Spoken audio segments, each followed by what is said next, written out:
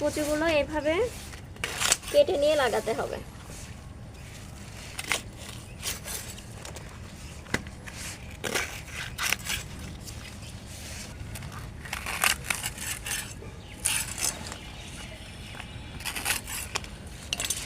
এই যে দেখুন,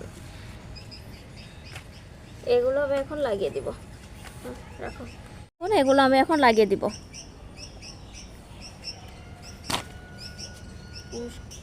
আবার এরই মাঝখানে যে এখানে আমি গতকালকেই মাটিটা রেডি করে রেখে গেছি। বৃষ্টির কারণে মাটিটা শুকানোরই উপায় নাই। এই যে এইভাবে লাগিয়ে দিবেন। এটা যেহেতু জায়গা বেশি, এখানে বেশ অনেক কয়টাই লাগানো যাবে।